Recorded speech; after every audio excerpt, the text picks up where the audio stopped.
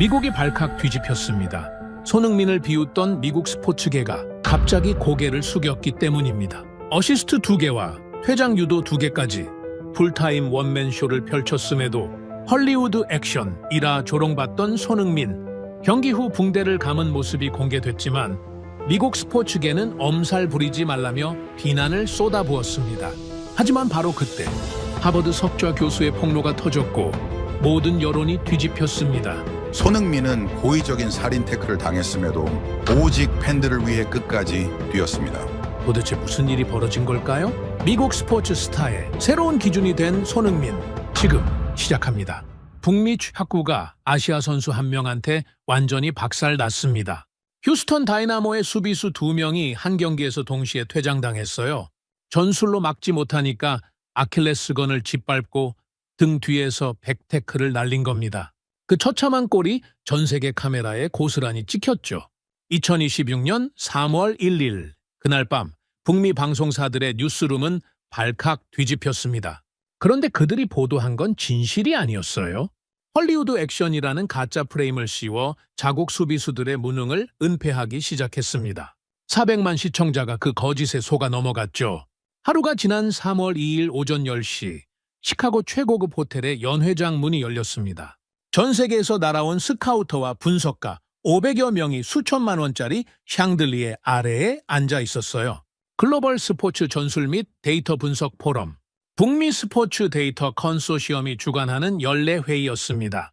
최고급 정장을 차려입은 백인 주류 인사들이 샴페인 잔을 기울이며 여유를 부리고 있었죠. 철저히 가진 자들만의 요새였습니다. 달러와 권위만이 입장권인 폐쇄적인 공간이었어요. 바로 그 단상 한가운데 서 있는 사람이 저였습니다. 저는 리처드 반스입니다. 하버드 대학교 스포츠 전술학 석좌 교수이자 이 포럼의 총괄위원장이죠. 37년간 북미 선수 평가의 절대 기준을 만들어 온 사람입니다. 제가 집필한 선수 평가 매뉴얼을 전 세계 스카우터들이 바이블이라고 불렀어요. 유럽 명문 구단에서 아시아 리그까지 공격수를 평가하려면 반드시 제 매뉴얼을 펼쳐야 했죠. 그 자부심으로 37년을 버텨왔습니다. 솔직히 그 권위에 한 번도 흠집이 난 적이 없었어요. 어젯밤까지는요. 어젯밤 분석실에서 휴스턴전 데이터를 펼치는 순간 제 손이 멈춰버렸습니다. 발목이 찢겨 피가 흐르는 상태에서 후반 86분에 시속 34km로 전방 압박을 뛴 선수가 있었어요. 갓 교체 투입된 20대보다 빠른 속도였습니다. 한국에서 온 캡틴이 찍어놓은 숫자였죠. 심장이 쪼그라드는 것 같았습니다. 모니터 앞에서 한참을 움직이지 못했어요. 제가 37년간 쌓아 올린 매뉴얼이 저 숫자 앞에서는 한낱 쓰레기에 불과하다는 사실이 목을 조여왔습니다. 잠을 이룰 수가 없었어요. 뒤척이다 새벽 4시에 일어나 정장을 갈아입었습니다. 거울 앞에서 넥타이를 매는 손끝이 미세하게 떨렸죠. 오늘 이 단상에서 해야 할 일이 명확해졌으니까요. 37년 명성에 스스로 사형 선고를 내려야 했습니다. 메인 세션이 시작되자마자 수석 패널 존 스티븐스가 마이크를 낚아챘습니다. 북미 메이저 스포츠 방송사의 시청률 1위 토크쇼. 호스트답게 번지르르하게 태닝된 얼굴에 이탈리아 명품 수트를 걸치고 능글맞은 미소를 장착하고 있었어요. 실크 넥타이가 조명 아래서 번들거렸습니다. 카메라 앞에서 평생을 보낸 놈 특유의 여유가 역겨웠어요. 자, 여러분, 어젯밤 화제의 경기 결과를 봅시다. 아시아의 캡틴이라고 극찬받는 선수가 슈팅 6개를 날리고 골은 연기예요. 0. 이건 뭡니까? 3천만 달러짜리 마케팅 상품이 그라운드 위에서 벌인 값비싼 쇼맨십 아닙니까? 앞줄의 신사들이 와인잔을 들어 올리며 낄낄거렸습니다. 존 스티븐스가 그 반응에 기세가 올랐는지 단상 위를 느릿느릿 거닐며 입꼬리를 더 올렸어요. 마치 이미 이긴 재판의 검사처럼 자신만만한 걸음이었습니다. 2명이나 퇴장시켰다고요? 하하.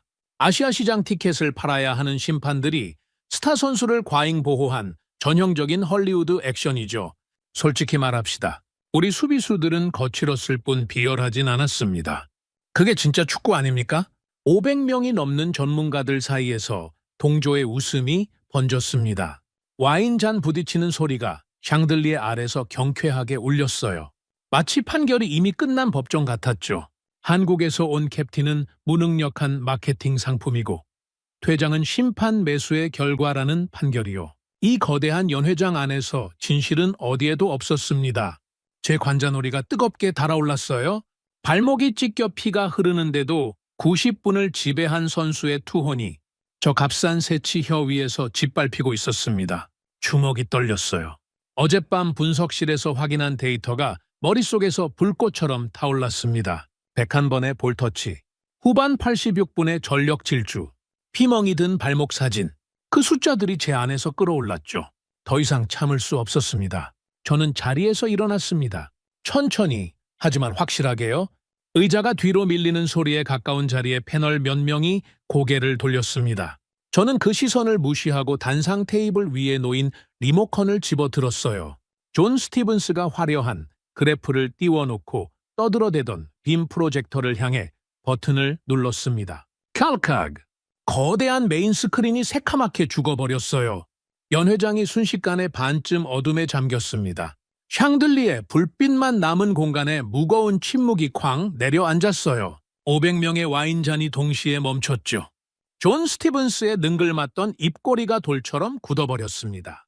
그놈이 당황한 눈으로 저를 쳐다봤어요. 단상 위에 둘만 서 있었습니다.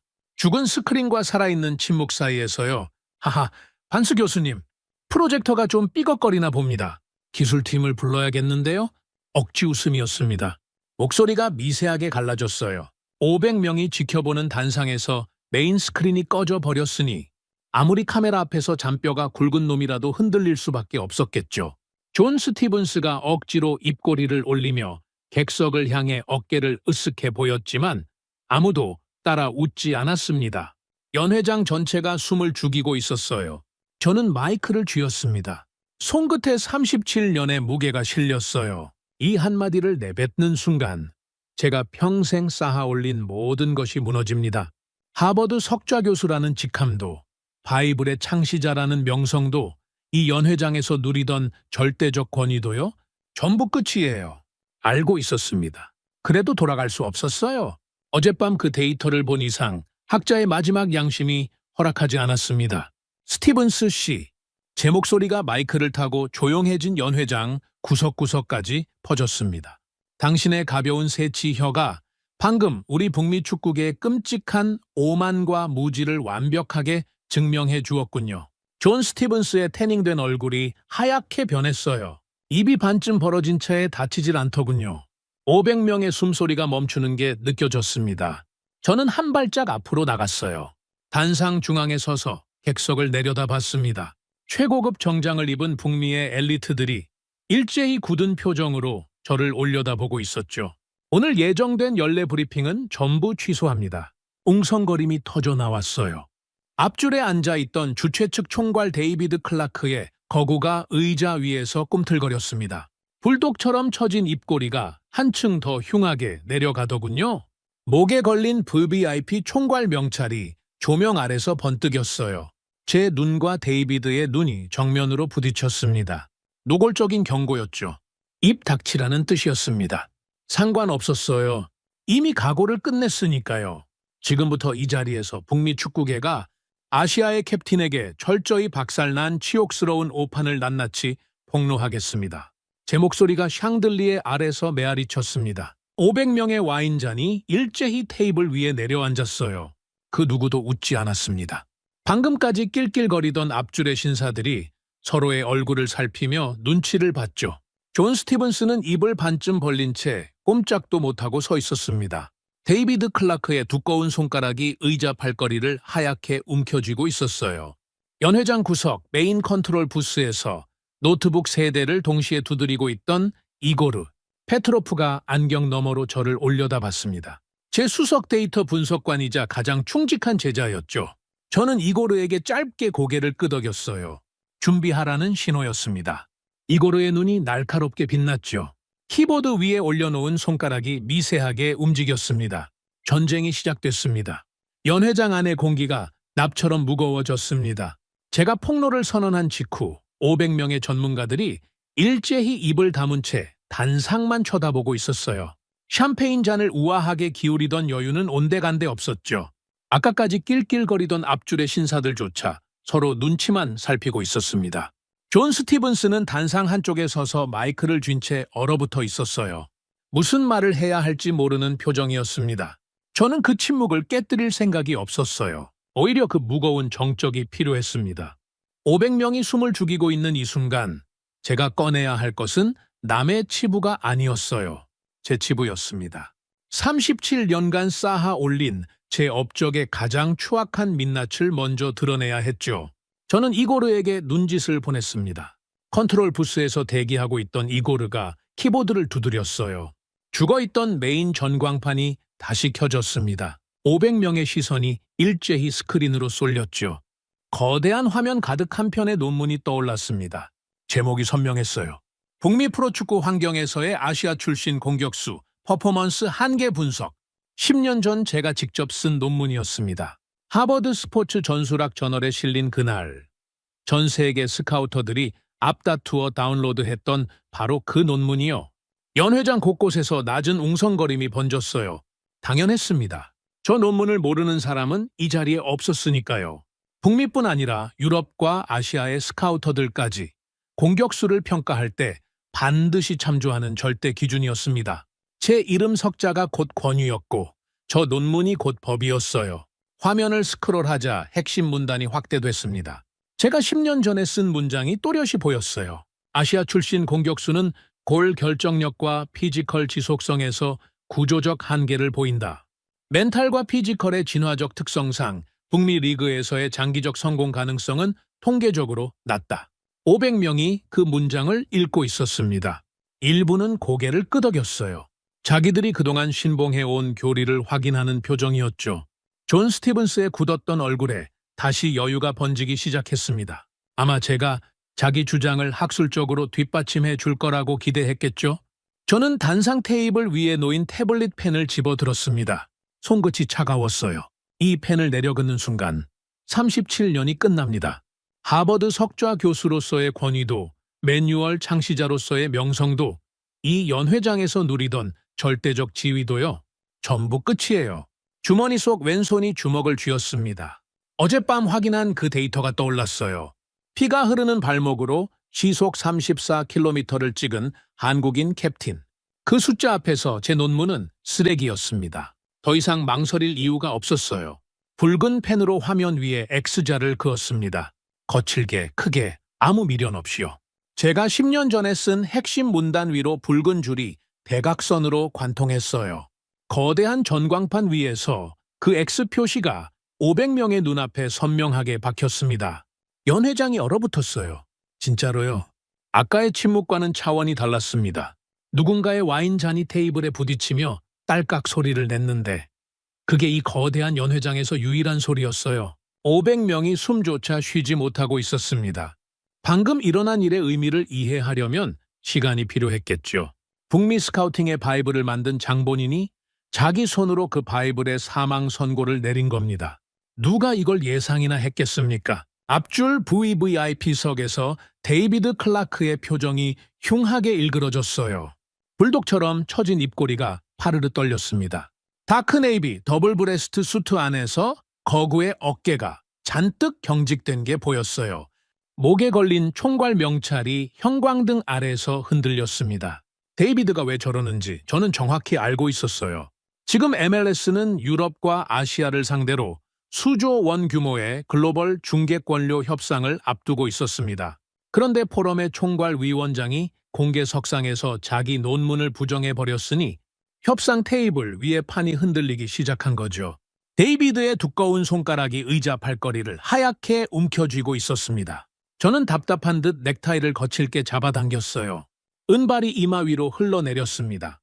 매일 아침 한치의 흐트러짐 없이 매던 넥타이를 이렇게 헝클어뜨린 건 처음이었어요. 마이크를 입에 바짝 가져갔습니다. 이 논문은 제가 10년 전에 쓴 겁니다. 아시아 공격수는 멘탈과 피지컬의 한계 때문에 북미에서 롱런할 수 없다. 전 세계 스카우터들이 이 문장을 교리처럼 받들었죠. 솔직히 저도 자랑스러웠습니다. 목소리가 갈라졌어요. 일부러 참지 않았습니다. 그런데 어젯밤 데이터를 보고 깨달았습니다. 나부터가 완전히 틀려먹었어요. 핏대가 섰습니다. 제 목소리가 마이크를 타고 연회장 천장까지 울려 퍼졌어요. 500명의 어깨가 동시에 움찔했습니다. 하버드 석좌 교수가 자기가 만든 바이블을 쓰레기라고 선언한 겁니다. 이건 단순한 학술적 정정이 아니었어요. 자살이었죠. 학자로서의 자살이요. 그때 존 스티븐스가 벌떡 자리에서 일어났습니다. 태닝된 얼굴이 불그락푸르락 변해 있었어요. 시청률의 본능이었겠죠.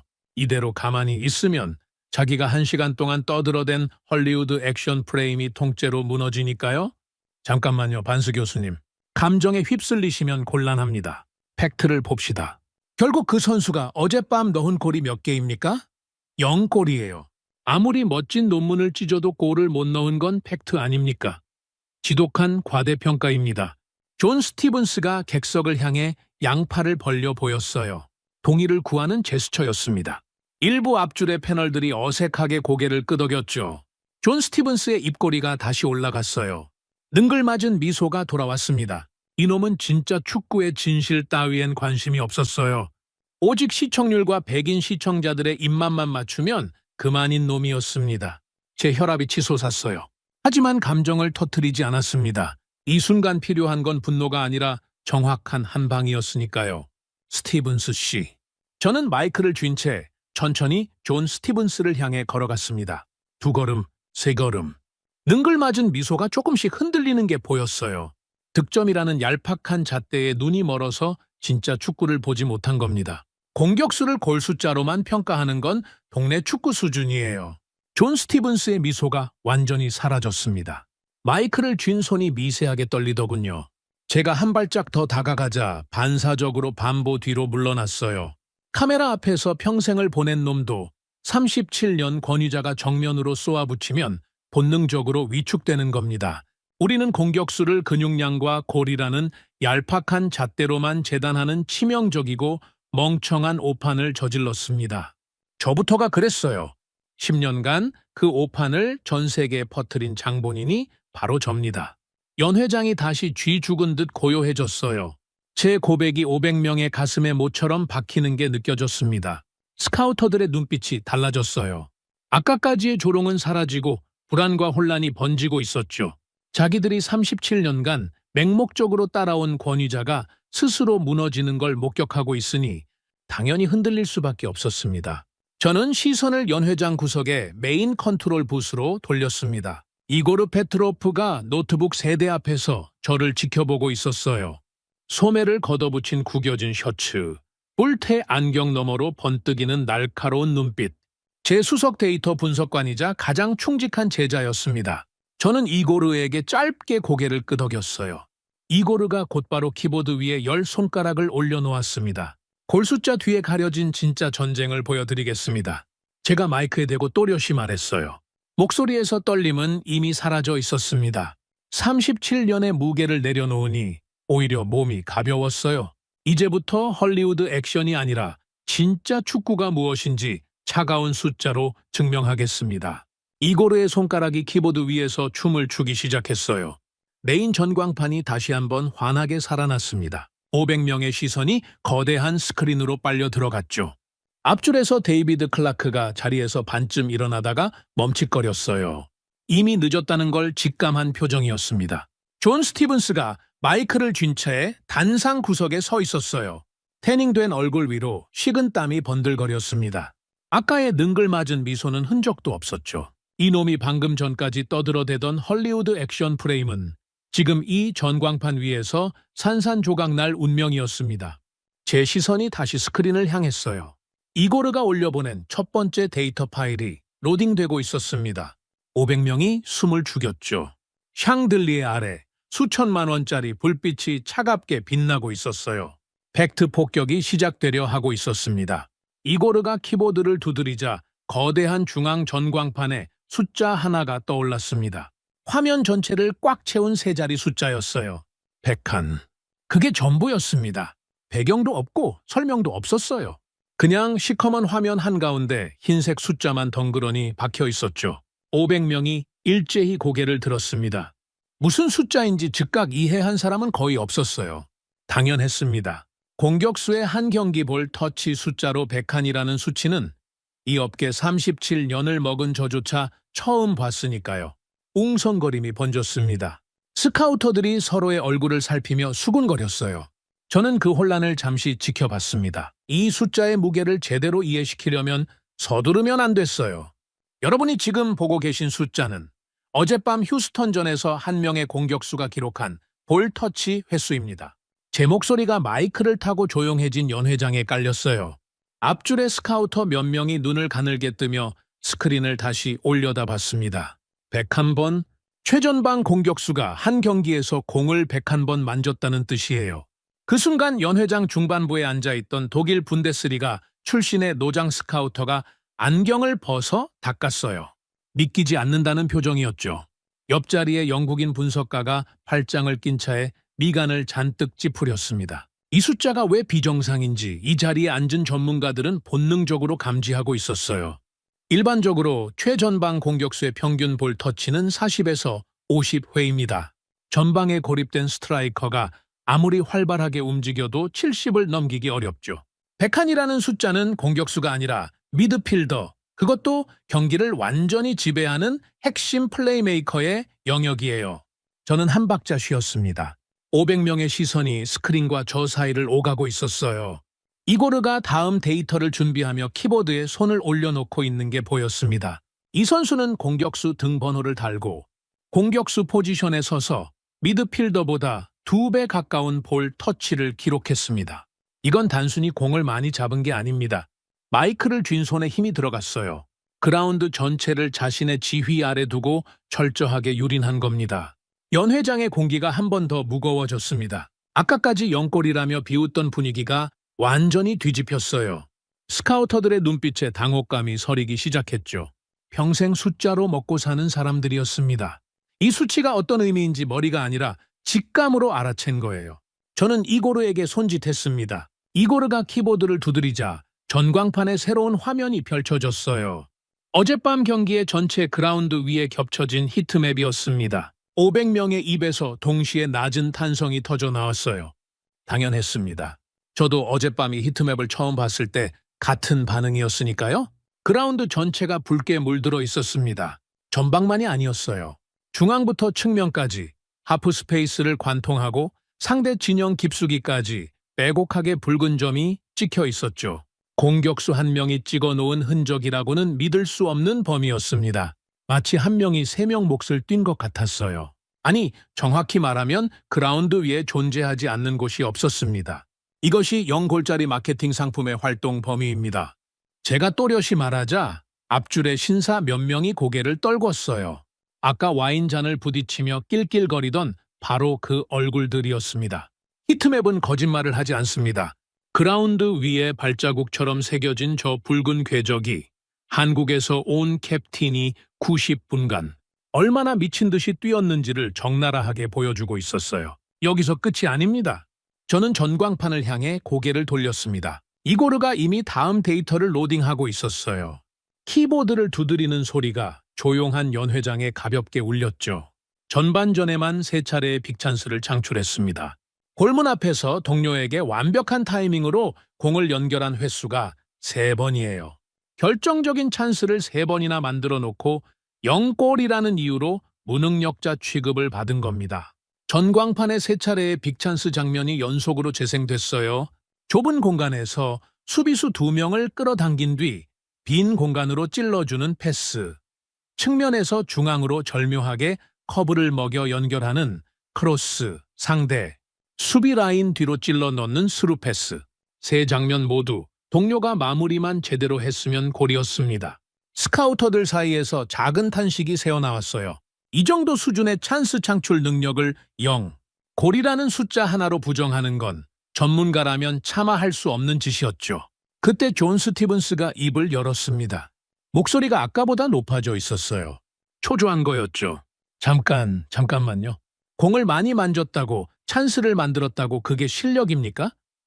결국 골로 연결 안 되면 아무 의미 없는 겁니다. 골이 없으면 공격수로서 실패해요. 이건 아무리 포장해도 바뀌지 않는 팩트 아닙니까? 존 스티븐스가 객석을 향해 양팔을 벌려 보이며 동의를 구했어요.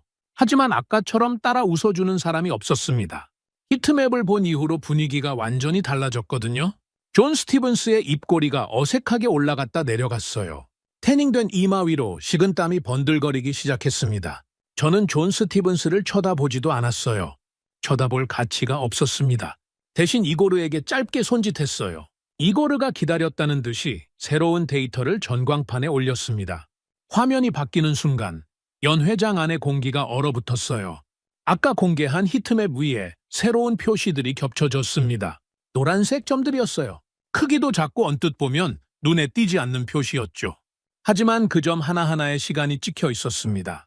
전반 23분, 전반 31분, 전반 38분, 전반 추가 시간 2분, 후반 14분, 후반 28분, 후반 32분. 지금 보시는 노란 점들은 심판이 호루라기를 불지 않은 반칙입니다. 제 목소리가 마이크를 타고 낮게 깔렸어요. 언콜 파울. 카메라에는 잡혔지만 심판의 시야 밖에서 벌어진 기록되지 않은 반칙들이에요. 500명의 시선이 노란 점들에 고정됐습니다. 이고르가 첫 번째 점을 클릭하자 해당 시간대의 영상이 작은 창으로 재생됐어요. 전반 23분, 캡틴 손이 중앙에서 공을 받는 순간 뒤에서 미국 수비수가 유니폼 뒷깃을 잡아채고 있었습니다. 심판은 반대편을 보고 있었죠. 호루라기는 울리지 않았어요. 두 번째 점, 전반 31분, 측면에서 드리블을 시작하는 캡틴 손의 발목을 교묘하게 걸어 넘어뜨리는 장면이었습니다. 캡틴이 잠깐 바닥에 엎어졌다가 이를 악물고 다시 일어났어요. 역시 호루라기는 없었죠. 세 번째, 네 번째, 다섯 번째. 점이 클릭될 때마다 영상이 재생됐고 재생될 때마다 연회장의 공기가 한 층씩 무거워졌습니다. 유니폼을 잡아채고 발목을 걷어차고 팔꿈치를 옆구리에 꽂고 등 뒤에서 밀치고 전부 심판의 시야 밖에서 벌어진 비열한 반칙들이었어요. 분 단위로 정리된 궤적이 히트맵 위에 겹쳐지자 한 가지 사실이 분명해졌습니다. 미국 수비수들은 전술로 캡틴 손을 막은 게 아니었어요. 처음부터 끝까지 몸으로 부수려 했던 겁니다. 7번입니다. 제가 또렷이 말했어요. 90분 동안 심판이 잡아내지 못한 반칙이 7번이에요. 기록된 파울까지 합치면 13번. 한 명의 선수에게 13번의 반칙이 가해졌습니다. 연회장 곳곳에서 낮은 탄식이 터져 나왔어요. 앞줄에 앉아있던 영국 프리미어리그 소속 스카우터 한 명이 두 손으로 이마를 감싸 쥐었습니다. 옆자리에 스페인 라리가 분석관이 고개를 절레절레 흔들었죠. 이 사람들은 축구를 숫자로 먹고 사는 전문가들이에요.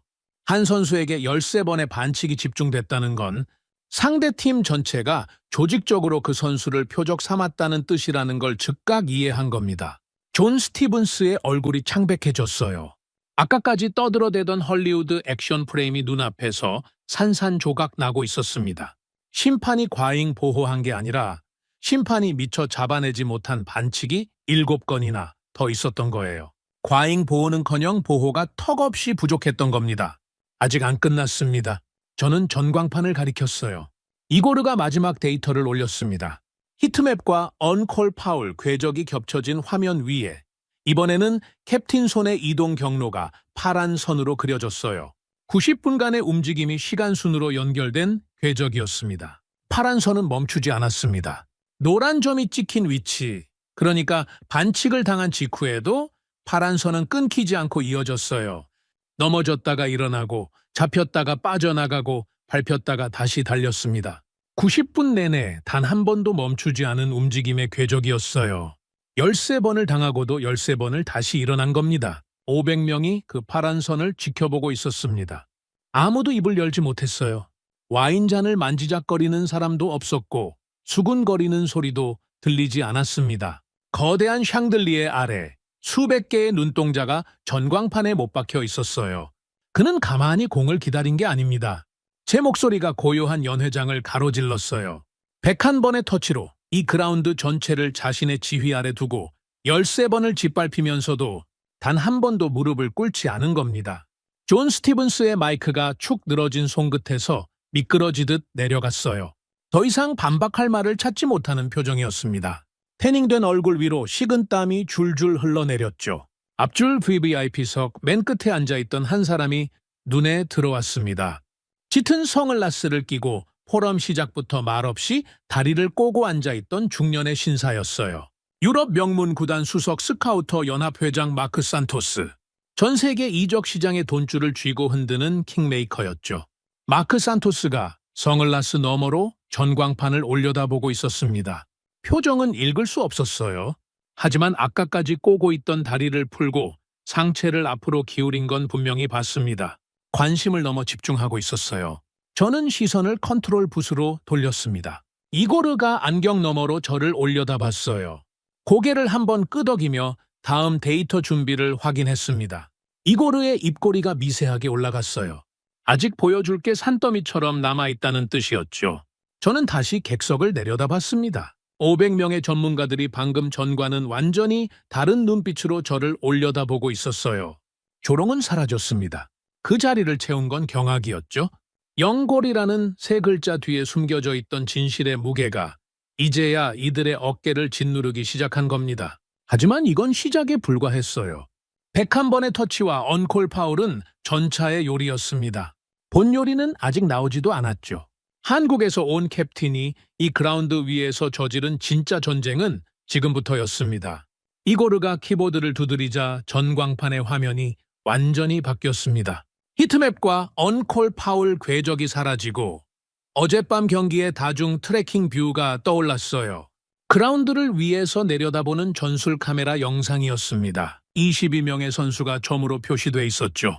화면 상단에 시간이 찍혀 있었어요. 후반 11분. 어젯밤 선제골 장면입니다. 제가 마이크에 대고 말하자 500명의 시선이 일제히 스크린에 꽂혔습니다. 이 골의 공식 기록은 델가도의 이름으로 남아 있어요. 하지만 지금부터 이 골이 진짜 누구의 작품이었는지 보여드리겠습니다. 이고르가 재생 버튼을 눌렀어요. 영상이 느린 속도로 돌아가기 시작했습니다. 중앙선 부근에서 캡틴 손이 공을 받는 장면이었어요. 그 순간이었습니다. 화면 속에서 믿기 어려운 일이 벌어졌어요. 캡틴 손이 공을 잡자마자 휴스턴 수비진의 움직임이 확 달라졌습니다. 4명의 수비수가 동시에 캡틴 손 쪽으로 쏠렸어요.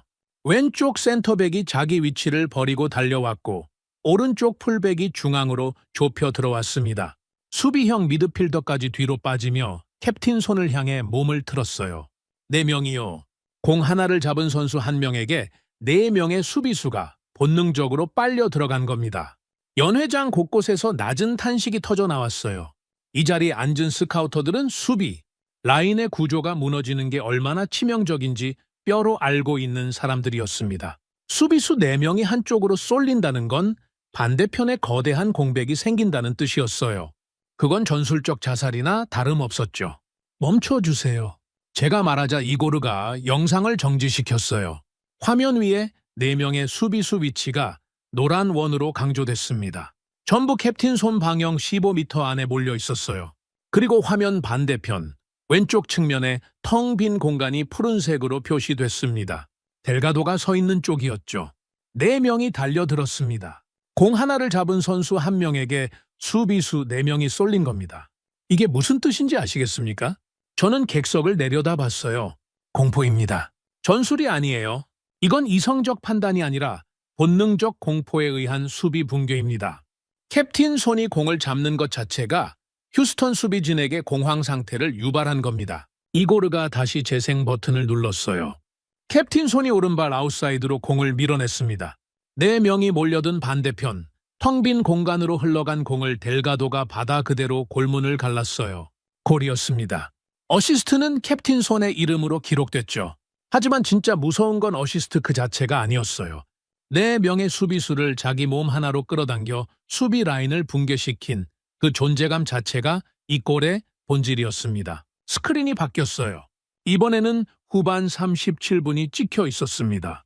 유스타키오의 중거리 슛이 골망을 흔든 장면이었죠. 공식 기록에는 개인 돌파 후 슈팅으로만 남아있는 골이었습니다. 어시스트조차 붙지 않았어요. 하지만 이고르가 이 장면의 30초 전으로 되감자 전혀 다른 그림이 보였습니다. 중앙에서 캡틴 손이 수비수 2명을 향해 드리블을 시작했어요. 공을 몰고 간 게 아니라 몸으로 끌고 간 겁니다. 캡틴 손이 오른쪽으로 한 발짝 움직이자 수비수 2명이 반사적으로 따라붙었어요. 또다시 같은 현상이었습니다. 공포에 의한 쏠림이요. 캡틴 손이 의도적으로 수비수들을 자기 쪽으로 끌어당긴 사이 중앙이 비었어요. 유스타키오가 그 빈 공간으로 치고 들어가 중거리 슛을 꽂은 겁니다. 이 골의 기록에 캡틴 손의 이름은 없습니다. 어시스트도 아니에요? 하지만 이 골은 캡틴 손이 만든 겁니다. 제 목소리에 힘이 들어갔어요. 존재 자체로 수비수를 끌어당기고 패스 한 번 하지 않고도 동료에게 슈팅 공간을 열어준 거예요. 이것을 뭐라고 부르는지 아십니까? 500명이 숨을 죽였습니다. 전술적 중력입니다. 블랙홀처럼 상대의 수비 구조를 빨아들여 무너뜨리는 힘이에요. 이건 골수나 어시스트 수로는 절대 측정할 수 없는 영역입니다. 그때 단상 구석에서 존 스티븐스가 말을 더듬으며 입을 열었어요. 목소리에 힘이 빠져 있었습니다. 그건 상대가 9명으로 줄어서 체력이 빠진 탓 아닙니까? 수적 우위에서 공간이 생기는 건 당연한 겁니다. 이걸 가지고 한 선수의 공로로 돌리는 건 지나친 비약이에요. 존 스티븐스의 마지막 발악이었습니다. 목소리가 갈라졌어요. 자기도 궁색한 변명이라는 걸 알고 있는 표정이었죠. 태닝된 이마 위로 식은 땀이 줄줄 흘러내렸습니다. 저는 기다렸다는 듯이 이고르에게 고개를 끄덕였어요. 이고르의 손가락이 키보드 위에서 춤을 췄습니다. 전광판에 완전히 새로운 데이터가 떠올랐어요. 22명 선수 전원의 이름 옆에 실시간 심박수 그래프가 나란히 표시된 화면이었습니다. 500명이 동시에 숨을 들이켰어요. 가슴이 철렁 내려앉는 소리가 들리는 것 같았습니다. 휴스턴 다이나모 선수들의 심박수가 후반으로 갈수록 요동치고 있었어요. 특히 캡틴 손을 직접 마크하던 센터백 2명의 그래프가 처참했습니다. 후반 20분부터 분당 180회를 넘겼어요. 후반 30분에는 190회까지 치솟았죠. 이건 전력 질주를 할 때나 찍히는 수치입니다. 수비수가 제자리에서 마크만 하는데 심박수가 190까지 올라간다는 건 한 가지 의미밖에 없었어요. 멘탈이 붕괴된 겁니다. 공포에 질려 심장이 폭주하고 있었던 거예요. 스티븐스 씨가 말씀하셨죠. 체력이 빠진 탓이라고. 저는 전광판을 가리키며 천천히 말했어요. 이 수비수들은 체력이 빠진 게 아닙니다. 단 한 명의 전술적 움직임에 이성과 멘탈이 완벽하게 박살난 겁니다. 심박수가 증명하고 있어요. 9명으로 줄어서 지친 게 아니라 캡틴 손이라는 존재 앞에서 정신이 무너진 겁니다. 존 스티븐스가 아무 말도 하지 못했어요. 입술만 달싹거렸을 뿐 소리가 나오지 않았습니다. 단상 구석에 선 채로 마이크를 축 늘어뜨린 모습이 처량했어요. 그런데 아직 끝이 아니었습니다. 이고르가 마지막으로 올린 데이터가 전광판에 떠오르는 순간 연회장의 공기가 한 번 더 얼어붙었어요. 후반 86분, 스코어 2대0. 승부는 이미 결정된 시간이었습니다. 교체 투입된 20대 신예 선수들이 전방에서 느슨하게 압박을 하고 있었어요. 이기고 있으니 당연한 거였죠. 경기를 마무리하는 시간이었습니다. 그런데 화면 한 구석에서 미친 듯이 전력 질주하는 점 하나가 포착됐어요. 캡틴 손이었습니다. 이고르가 해당 구간의 스프린트 데이터를 확대했어요. 시속 34.2km, 500명이 그 숫자를 보고 얼어붙었습니다. 이건 그날 경기에서 기록된 최고 속도였어요. 20대 교체 선수들보다 빨랐습니다. 90분 내내 짓밟히고 13번의 반칙을 당하고 발목에 피가 흐르는 상태에서 찍은 속도였어요. 후반 86분입니다. 제 목소리가 떨렸어요. 감정을 숨기려 했지만 숨길 수가 없었습니다. 승부가 끝난 시간이에요? 누가 뭐라 해도 쉬어도 되는 시간이었습니다. 발목에 피가 흐르고 있었어요. 13번을 짓밟혔습니다. 그런데 이 사람이 시속 34km로 전방 압박을 뛰고 있었어요. 연회장이 쥐 죽은 듯 고요했습니다. 500명 중 누구도 입을 열지 못했어요. 앞줄에 앉아있던 독일 스카우터가 안경을 벗어든 채 고개를 숙였습니다. 영국 분석관이 두 손으로 얼굴을 감쌌어요. VVIP석 맨 끝에 마크 산토스가 선글라스를 벗었습니다. 처음이었어요. 포럼이 시작된 이후 한 번도 벗지 않았던 선글라스를 벗고 맨눈으로 전광판을 올려다보고 있었죠. 표정이 단단하게 굳어 있었습니다. 갓 교체 투입된 20대보다 빠른 속도였습니다. 부서진 발목으로요. 제가 마지막 말을 내뱉었을 때 연회장 어딘가에서 의자가 삐걱거리는 소리가 났어요. 누군가가 몸을 앞으로 숙인 거였죠. 한 명이 아니었습니다. 여기저기서 같은 소리가 났어요. 500명이 전광판에 빨려 들어가듯 상체를 기울이고 있었습니다. 인간의 한계라는 말이 있죠. 저는 37년간 그 한계를 숫자로 정의하는 일을 해왔습니다. 그런데 어젯밤 한국에서 온 캡틴이 제가 그어놓은 한계선을 완전히 짓밟아 버린 거예요. 숫자가 증명하고 있었습니다. 차갑고 객관적인 데이터가 이 사람이 인간의 한계 너머에서 뛰고 있었다고 말해주고 있었어요. 존 스티븐스가 단상 구석에서 벽에 등을 기댄 차에 서 있었습니다. 마이크를 쥔 손이 축 늘어져 있었어요. 반박은 없었습니다. 더 이상 할 말이 남아있지 않은 얼굴이었죠. 하지만 저는 아직 끝낼 생각이 없었어요. 101번의 터치도, 수비 라인 붕괴도, 심박수 폭주도, 86분의 전력 질주도 전부 서곡에 불과했습니다. 진짜 추악한 진실은 아직 꺼내지도 않았으니까요. 이제 진짜 추악한 진실을 마주할 시간입니다. 제 목소리가 마이크를 타고 연회장 전체에 낮게 깔렸어요. 500명이 숨을 죽였습니다. 방금까지 심박수 데이터와 전력 질주 수치에 압도당해 얼어붙어 있던 공간에 새로운 긴장이 번졌어요. 진짜 추악한 진실이라는 말이 무슨 뜻인지 이 자리에 앉은 전문가들은 본능적으로 감지하고 있었습니다. 맨 앞줄 VVIP석 끝자리에서 움직임이 포착됐어요. 마크 산토스였습니다. 포럼이 시작된 이후 내내 짙은 선글라스 뒤에 표정을 숨기고 다리를 꼬은 채 말없이 앉아있던 사람이었죠. 유럽 명문구단 수석 스카우터 연합회장, 전 세계 이적 시장의 돈줄을 쥐고 흔드는 킹메이커가 선글라스를 완전히 벗어 양복 안주머니에 집어넣었어요. 맨눈이 드러났습니다. 허리를 꼿꼿이 세우고 전광판을 똑바로 주시하는 자세였어요. 이 사람이 선글라스를 벗었다는 건 더 이상 관망하지 않겠다는 뜻이었습니다. 저는 오른쪽 주머니에서 USB 하나를 꺼냈어요. 어젯밤 새벽 암호화된 이메일과 함께 익명으로 전달받은 물건이었습니다. 보낸 사람의 이름은 몰랐어요. 하지만 그 안에 뭐가 들어있는지는 확인했습니다. 확인하는 순간 구역질이 났었죠. 이것을 세상에 공개하는 순간 북미 축구계의 체면은 완전히 끝이에요. 돌이킬 수 없습니다. 그래서 꺼내는 겁니다. 이고르에게 USB를 건넸어요. 이고르가 노트북에 꽂자 전광판의 화면이 바뀌었습니다. 미공개 영상 파일 하나가 로딩되기 시작했어요. 화면 상단에 촬영 시점이 찍혀 있었습니다. 휴스턴 다이나모 벤치 전술캠 2026년 3월 1일 전반 추가 시간. 지금부터 보시는 영상은 휴스턴 다이나모 내부 전술 카메라로 촬영된 미공개 벤치캠 원본입니다. 제가 말하자 연회장 곳곳에서 의자가 삐걱거렸어요. 500명이 동시에 상체를 앞으로 기울인 겁니다. 벤치캠이라는 말의 의미를 이 자리의 전문가들은 정확히 알고 있었죠. 경기 중 감독석에서 벤치를 향해 촬영하는 내부 카메라예요. 외부에 절대 공개되지 않는 팀 기밀 영상이었습니다. 이고르가 재생 버튼을 눌렀어요. 초고화질 영상이 거대한 전광판에 펼쳐졌습니다. 전반 추가 시간이었어요. 화면 한쪽에서 캡틴 손이 중앙 부근에서 공을 받으려 몸을 돌리는 장면이 보였습니다. 바로 그 순간 뒤에서 달려온 안토니오의 스터드가 캡틴 손의 아킬레스건 위를 정확히 짓밟았어요. 이고르가 해당 장면을 슬로우 모션으로 전환했습니다.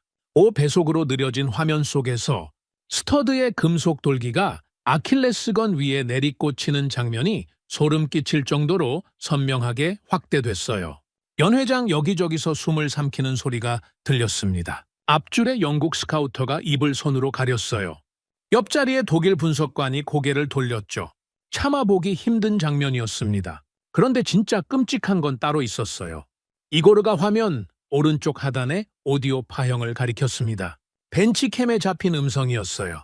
이고르가 볼륨을 올리자 연회장 전체를 꿰뚫는 육성이 스피커를 타고 터져 나왔습니다. 무조건 끊어! 다리를 분질러서라도 막아! 휴스턴 다이나모의 벤 올슨 감독이었어요. 벤치에서 벌떡 일어나 그라운드를 향해 악을 쓰고 있는 모습이 화면에 고스란히 찍혀 있었습니다. 얼굴이 벌겋게 달아오른 채 주먹을 불끈 쥐고 수비수들을 향해 고래고래 소리를 지르고 있었죠. 연회장이 폭발했습니다. 아니, 정확히 말하면 폭발 직전에 멈춘 것 같았어요. 500명의 입에서 동시에 터져나온 경악의 탄성이 샹들리에를 때렸습니다. 누군가의 와인잔이 테이블에서 굴러떨어져 카펫 위에 쏟아졌어요. 아무도 죽지 않았습니다. 다리를 분질러서라도 막으라는 지시였습니다. 제 목소리가 떨렸어요. 분노 때문이었습니다. 감정을 숨기려 했지만 숨길 수가 없었어요. 안토니오의 퇴장이 우발적 반칙이었다고 생각하셨습니까? 아닙니다. 벤치에서 내려온 지시였어요. 전술로 막지 못하니까 뼈를 부러뜨리라고 명령한 겁니다. 이고르가 영상을 이어서 재생했습니다. 후반 32분이었어요. 캡틴 손이 중앙에서 드리블을 시작하는 장면이었습니다. 맹렬한 속도로 전진하는 캡틴의 등 뒤에서 보야트가 달려왔어요. 슬로우 모션으로 전환된 화면 속에서 보야트의 발이 캡틴 손의 종아리를 정면으로 후려갈겼습니다. 등 뒤에서요? 공은 이미 캡틴의 발을 떠난 뒤였어요. 공이 없는 상태에서 사람을 친 겁니다. 캡틴 손이 잔디 위로 나뒹굴었어요. 슬로우 모션으로 봐도 충격적인 충돌이었습니다. 일어나려다 한번 비틀거렸어요. 두 번째 시도에서야 겨우 일어났죠. 아까 안토니오에게 짓밟힌 발목 위에 보야트의 백태클까지 맞은 겁니다. 이중으로 공격당한 거예요. 그런데 이 사람이 일어났습니다.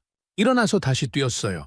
그리고 후반 86분에 시속 34km를 찍은 겁니다. 500명이 말을 잃었습니다. 연회장 전체가 묘지처럼 고요했어요. 아까까지 헐리우드 액션이라고 심판의 과잉 보호라고 떠들어대던 프레임이 눈앞에서 산산조각 났습니다. 과잉 보호는커녕 벤치의 지시 아래 조직적으로 신체를 파괴하려 한 거였어요. 거친 수비가 아니라 비열한 테러였습니다. 전술과 실력으로 막을 수 없어서 자행한 약자의 폭력이었어요. 존 스티븐스의 얼굴이 창백하다 못해 잿빛으로 변해 있었습니다. 입술이 파르르 떨렸어요. 마이크를 쥔 손이 축 늘어져 있었죠. 이놈이 전 세계 400만 시청자 앞에서 헐리우드 액션이라고 조롱했던 장면의 진실이 지금 500명 앞에서 적나라하게 벗겨진 겁니다. 더 이상 숨을 곳이 없었어요? 저는 천천히 존 스티븐스를 향해 걸어갔습니다. 2걸음, 3걸음.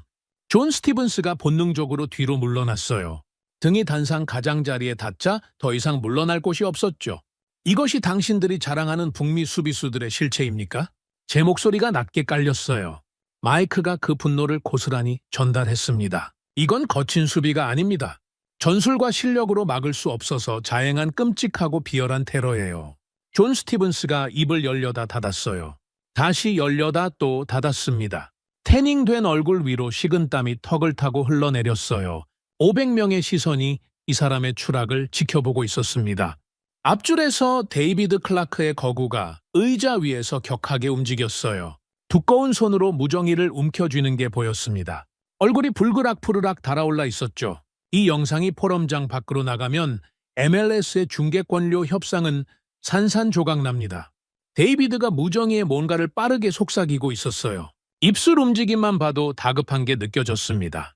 하지만 지금 이 순간 저는 데이비드를 신경 쓸 여유가 없었어요. 전광판 위에는 아직 그 장면이 멈춰 있었습니다. 잔디 위에 나뒹굴었다가 이를 악물고 일어나는 캡틴 손의 모습이요.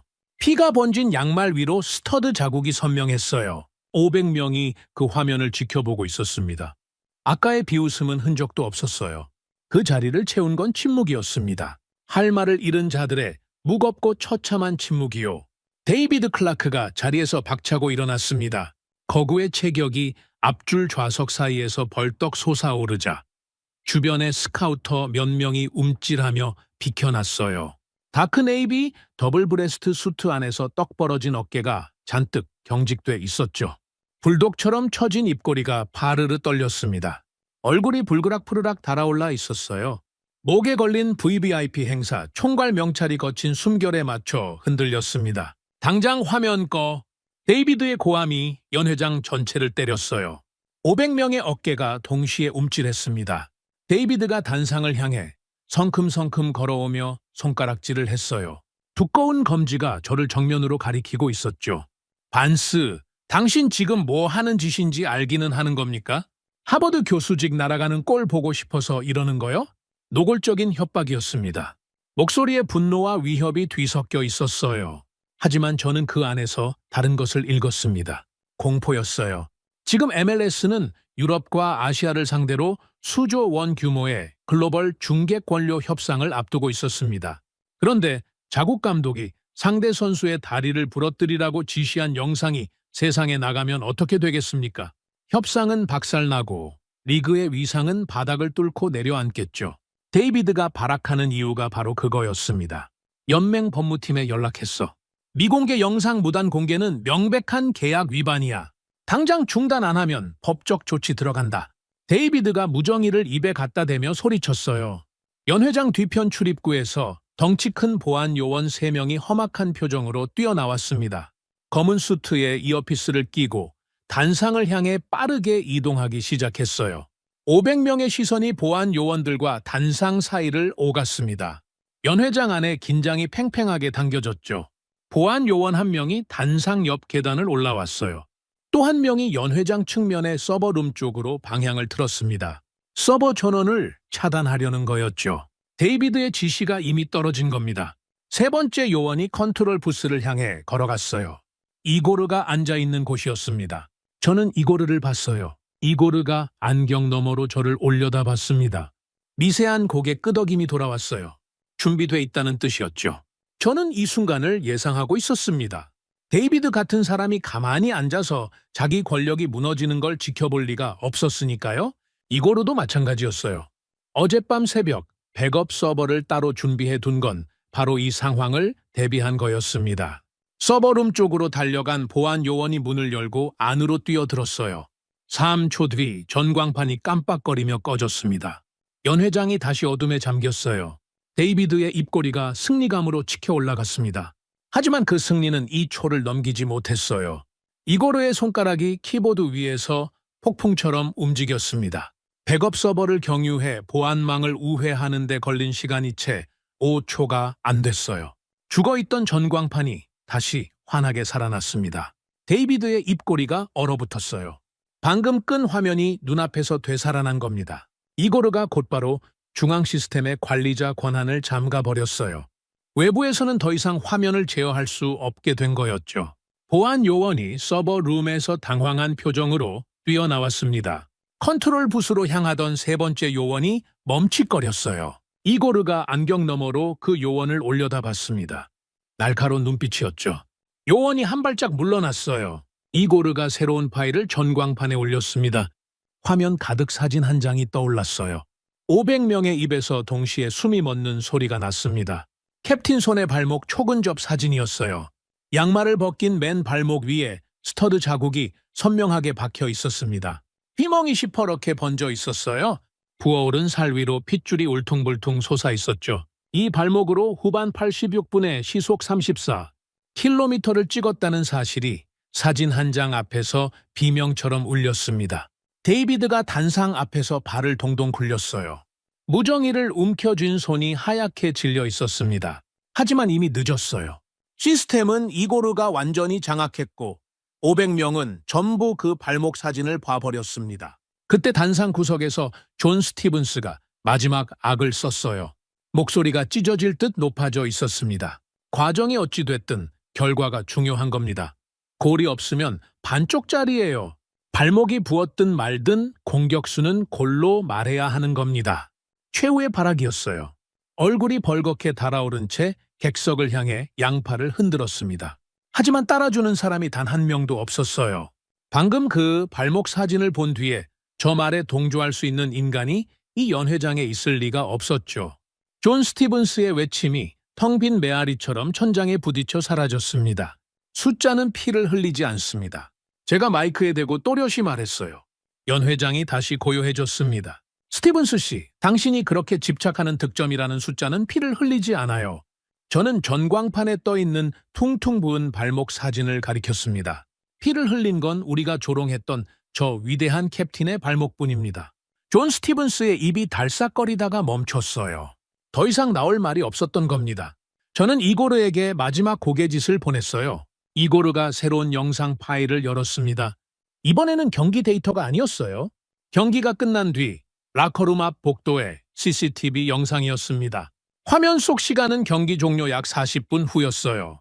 텅 빈 복도에 캡틴 손이 나타났습니다. 왼쪽 발을 절고 있었어요. 한 발짝 옮길 때마다 얼굴이 찡그러졌습니다. 스태프가 부축하려 했지만 손사래를 쳤어요. 혼자 걷겠다는 거였죠. 복도 끝에 사람들이 보였습니다. 출구 너머에서 기다리고 있던 팬들이었어요. 밤 11시가 넘은 시간까지 떠나지 않고 서 있었던 겁니다. 캡틴 손이 절뚝거리며 팬들에게 다가갔어요. 그리고 웃었습니다. 피멍이 든 발목으로 서 있으면서 한 명 한 명에게 허리를 숙여 사인을 해줬어요. 아이를 안고 온 어머니에게 공을 건네며 환하게 웃었습니다. 양말 안쪽으로 핏자국이 번지고 있었는데도 이 사람의 얼굴에는 고통의 그림자가 없었어요. 연 회장 어딘가에서 의자가 삐걱거렸습니다. 누군가가 고개를 떨군 거였어요. 한 명이 아니었습니다. 여기저기서 같은 소리가 났어요. 앞줄의 신사 한 명이 두 손으로 얼굴을 감쌌습니다. 아까 와인잔을 부딪히며 낄낄거리던 바로 그 얼굴이었어요. 데이비드 클라크가 단상 앞에서 멈춰 섰습니다. 무정이를 든 손이 축 늘어졌어요. 아까까지 핏대를 세우며 화면을 끄라고 악을 쓰던 사람이 화면 속 캡틴의 모습 앞에서 입을 꾹 다물고 말았습니다. 협박도 고함도 보안 요원도 소용없었어요. 부서진 발목으로 팬들에게 웃으며 사인을 해주는 한 사람의 품격이 돈과 권력으로 쌓아 올린 모든 방어벽을 무너뜨린 겁니다. 존 스티븐스가 단상 구석에서 벽에 기대듯 서 있었어요. 마이크가 손에서 빠져나가 바닥에 둔탁하게 떨어졌습니다. 춥지 않았어요. 태닝된 얼굴 위로 식은땀이 턱을 타고 떨어졌죠. 500명 앞에서 발가벗겨진 사람의 얼굴이었습니다. 전광판 위에서는 여전히 캡틴이 웃고 있었어요. 절뚝거리면서 피가 번진 양말을 신은 채로 한 명 한 명에게 고개를 숙이고 있었습니다. 500명이 그 화면을 지켜봤어요. 아무도 입을 열지 못했습니다. 샹들리의 불빛 아래 세상에서 가장 비싼 정장을 입은 사람들이 화면 속 절뚝거리는 한 사람 앞에서 완전히 침묵한 거였습니다. 터질 듯이 소란스럽던 연 회장이 죽은 듯 고요해졌습니다. 진짜 죽은 것처럼요. 500명이 넘는 사람들이 모여있는 공간에서 숨소리조차 들리지 않았어요. 샹들리의 불빛만이 차갑게 내려쬐고 있었습니다. 전광판에는 여전히 캡틴 손이 절뚝거리며 팬들에게 사인을 해주는 장면이 정지된 채 떠 있었어요. 그 화면이 500명의 입을 완벽하게 봉인해버린 겁니다. 제가 가만히 단상에 서서 객석을 내려다봤어요. 이 공간의 무게가 달라져 있었습니다. 2시간 전만 해도 이곳은 오만과 비웃음으로 가득 찬 가진 자들의 요새였어요. 와인잔을 부딪히며 한국에서 온 캡틴을 0골짜리 마케팅 상품이라고 조롱하던 곳이었죠. 그런데 지금은요. 세상에서 가장 비싼 정장을 입은 사람들이 고개를 떨군 차에 자기 무릎만 내려다보고 있었습니다. 조롱이 수치로 바뀌는데 걸린 시간이 고작 2시간이었어요. 존 스티븐스가 시야에 들어왔습니다. 단상 구석에서 벽에 등을 기댄 채 서 있었어요. 아까 바닥에 떨어뜨린 마이크가 발밑에 뒹굴고 있었죠. 줍지 못하는 게 아니라 주울 힘이 남아있지 않은 거였습니다. 태닝된 얼굴이 잿빛으로 변해 있었어요. 시청률 1위 토크쇼의 메인 호스트가 500명 앞에서 다리에 힘이 풀려 벽에 기대야 간신히 서 있는 꼴이었습니다. 무릎이 미세하게 떨리는 게 보였어요. 버티지 못하겠다는 듯 무릎이 꺾이더니 존 스티븐스가 그대로 털썩 주저앉았습니다. 바닥에 엉덩이가 닿는 둔탁한 소리가 조용한 연 회장에 울렸어요. 이탈리아 명품 수트가 구겨지는 것도 신경 쓰지 못할 정도로 완전히 무너진 거였죠. 데이비드 클라크도 끝이었습니다. 앞줄에 서서 무정의를 쥐고 있던 거구가 아까까지의 위압감을 완전히 잃은 채 제자리에 멈춰 있었어요. 두꺼운 손으로 붉어진 얼굴을 감싸 쥐었습니다. 손가락 사이로 핏기가 가신 피부가 보였어요. 고개를 떨궜습니다. 다크 네이비 더블 브레스트 수트에 어깨가 축 처졌어요. 권력으로 화면을 끄려 했고 보안 요원을 투입했고 교수직을 박탈하겠다고 협박했지만 결국 부서진 발목으로 웃으며 사인을 해주는 캡틴의 품격 앞에서 무릎을 꿇은 겁니다. 돈과 권력이 한 사람의 진심을 이기지 못한 순간이었어요. 저는 흐트러진 넥타이를 매만졌습니다. 아까 답답한 듯 거칠게 풀어 헤쳤던 넥타이를 천천히 단정하게 고쳐맸어요. 은발을 뒤로 넘기고 커프스 버튼을 바로잡았습니다. 세빌로우 맞춤형 3피스 수트에 앞단추를 하나 잠갔어요. 37년 전 이 업계에 처음 발을 디뎠을 때의 자세로 돌아가는 느낌이었습니다. 아니, 그때보다 더 단단했어요. 오만이 벗겨지고 남은 자리에 학자의 양심이 비로소 제대로 서는 기분이었죠. 강단 한가운데로 걸어 나갔습니다. 한 걸음, 두 걸음. 구두 소리가 조용한 연회장 바닥에 또렷하게 울렸어요. 500명의 시선이 제 발걸음을 따라 움직였습니다. 저는 전광판 바로 앞에 섰어요.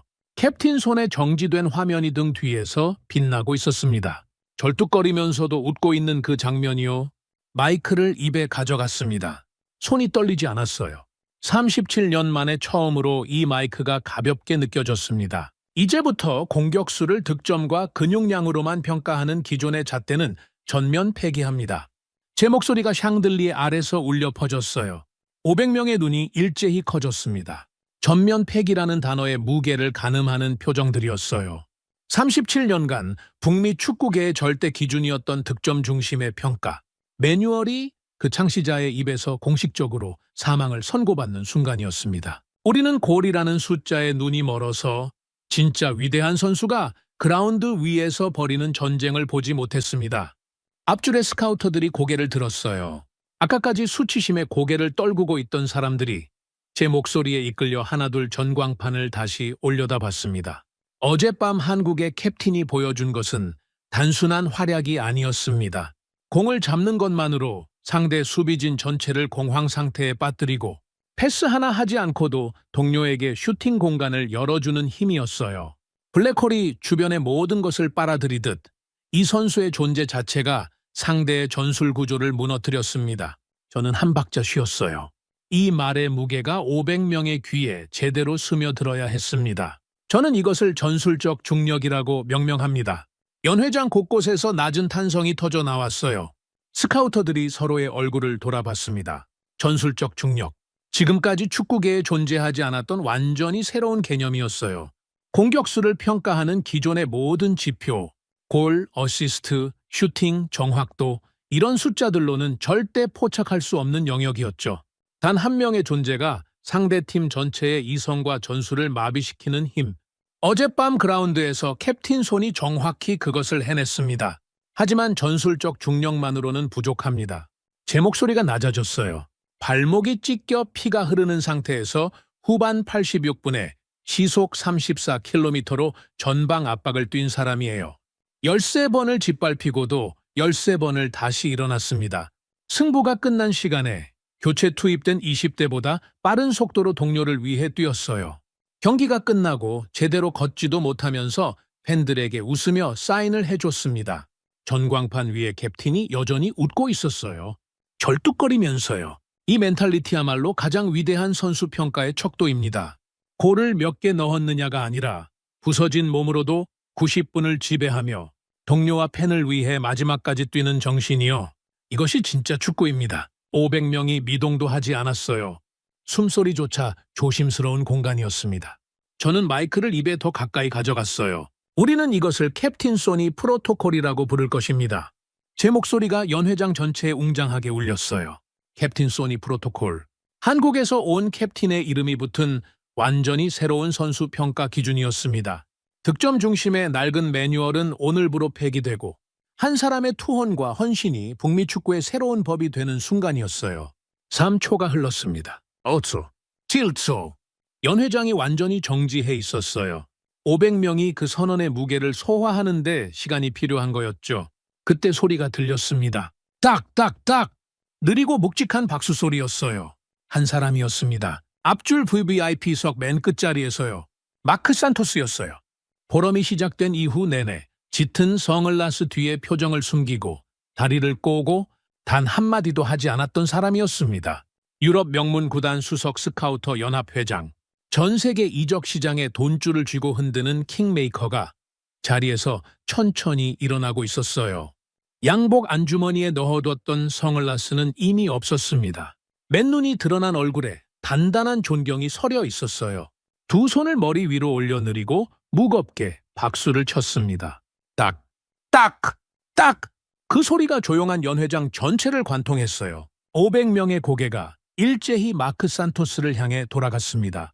킹메이커가 일어섰다는 사실의 무게가 좌석 사이를 전류처럼 타고 흘렀어요. 마크 산토스의 박수에 이끌리듯 바로 옆자리의 독일 스카우터가 자리에서 일어났습니다. 뒤이어 영국 분석관이 일어섰어요.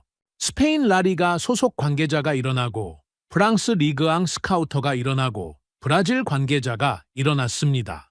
연회장 앞줄에서 시작된 기립의 물결이 중간부, 뒷줄로 빠르게 번져나갔어요. 한 명이 일어날 때마다 옆 사람이 따라 일어났습니다. 10명이 됐고 20명이 됐고 50명이 됐어요. 100명이 넘었을 때 박수 소리가 달라졌습니다. 한 사람의 느린 박수가 아니라 수백 쌍의 손바닥이 부딪히는 우레 같은 소리였어요. 500명이 전원 일어섰습니다. 아까까지 한국인 캡틴을 마케팅 상품이라고 비웃던 사람들이 전부 일어나서 박수를 치고 있었어요. 눈물을 훔치는 사람도 보였습니다. 여기저기서 양복 안주머니에서 수첩을 꺼내는 손이 보였어요. 스카우터들이 볼펜을 꺼내 들었습니다. 캡틴 소니 프로토콜. 방금 태어난 새로운 규칙을 한 글자도 빠뜨리지 않겠다는 듯 수첩 위에 펜을 눌러 적기 시작했어요. 박수가 멈추지 않았습니다. 30초가 지나고 1분이 지나도 줄어들 기미가 없었어요. 샹들리에 아래서 수천만 원짜리 불빛이 500명의 기립박수 위에 쏟아지고 있었습니다. 그 빛 속에서 전광판의 캡틴이 여전히 웃고 있었어요. 절뚝거리면서 피가 번진 양말을 신은 채로 한 명 한 명에게 고개를 숙이며 웃고 있었습니다. 바닥에 주저앉아 있던 존 스티븐스가 고개를 들었어요. 500명이 전부 서 있었습니다. 자기만 바닥에 앉아 있었죠. 이탈리아 명품 수트가 구겨진 채로요. 이 사람의 새치 혀가 만들어낸 헐리우드 액션 프레임은 완전히 소멸했습니다. 데이비드 클라크는 앞줄에서 두 손으로 얼굴을 감싼 채 고개를 떨구고 있었어요.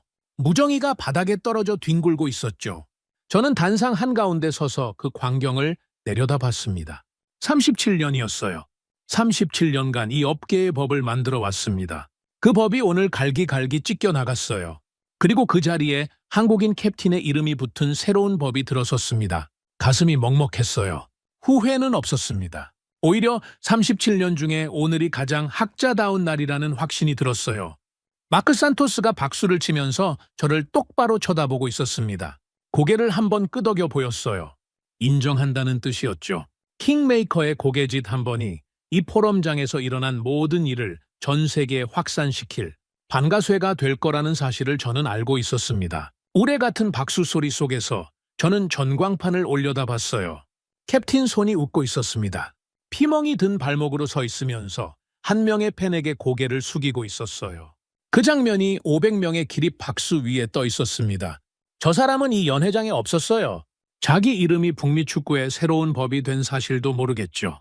아마 지금쯤 다음 경기를 위해 부어오른 발목에 테이핑을 감고 있을 겁니다. 그게 이 사람이었어요. 세상이 조롱하든 칭송하든 상관없이 그라운드 위에서 묵묵히 뛰는 사람이요.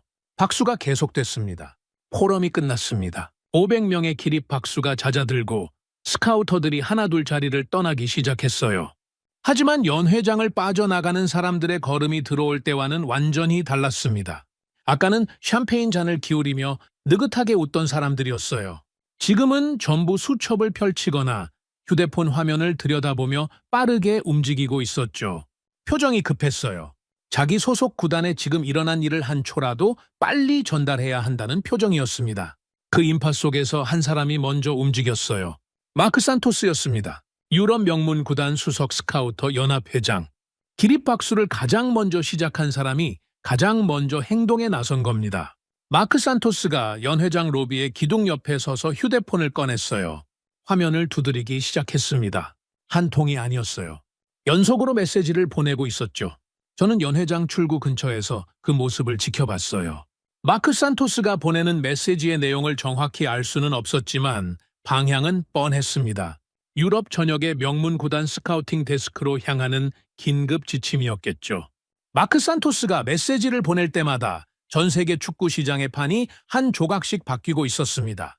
킹메이커가 직접 손을 움직였으니 이건 단순한 소식 전달이 아니었어요. 명령이었습니다. 그 시각 북미 전역에서도 도미노가 무너지기 시작했어요. 포럼에 참석했던 MLS 소속 관계자들이 각 구단으로 복귀하며 가장 먼저 한 일이 있었습니다. 긴급 전술 미팅 소집이었어요. 이 주 토요일이면 다음 라운드 경기가 잡혀 있었거든요. 캡틴 손과 맞붙을 가능성이 있는 모든 팀의 감독실에 같은 내용의 지침이 떨어졌습니다.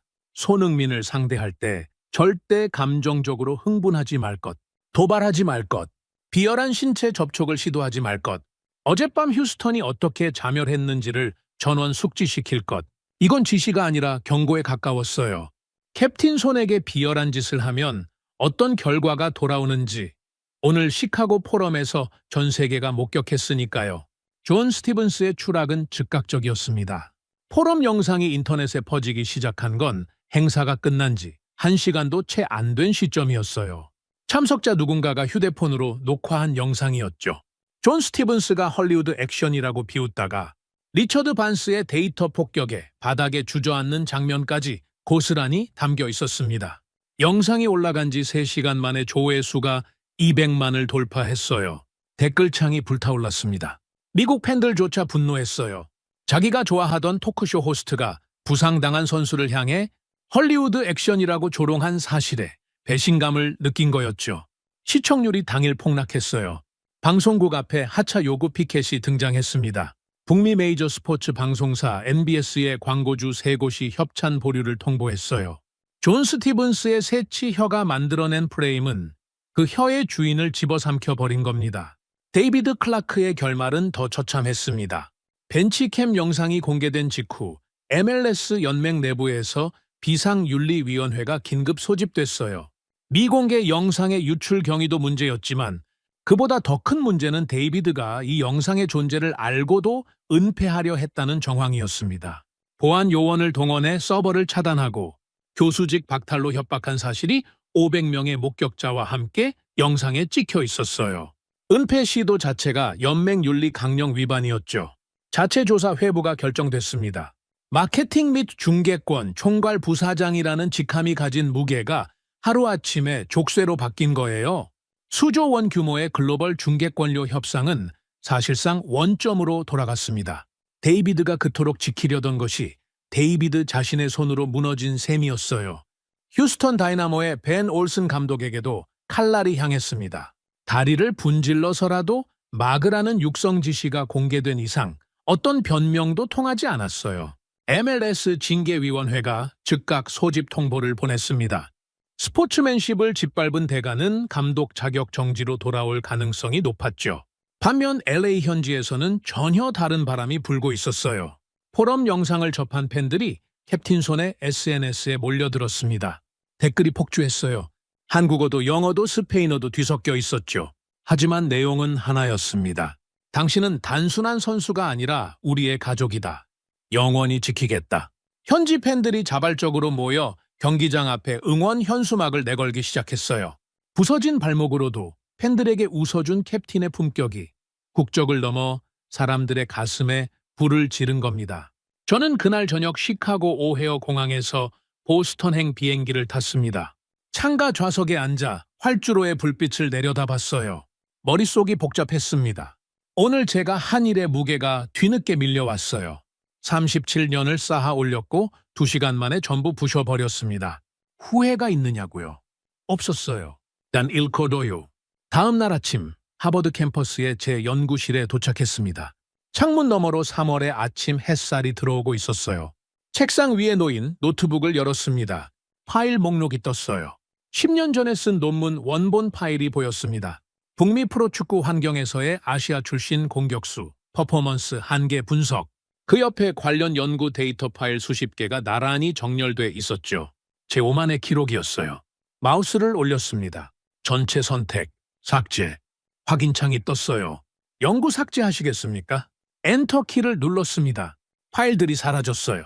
37년 학자 인생의 가장 추악했던 기록이 모니터 앞에서 영원히 소멸했습니다. 휴지통도 비웠어요. 복구 불가능하게요. 노크 소리가 났습니다. 문이 열리며 이고르 페트로프가 들어왔어요. 소매를 걷어붙인 구겨진 셔츠가 어제 그대로였습니다. 밤새 잠을 못 잔 게 분명했어요.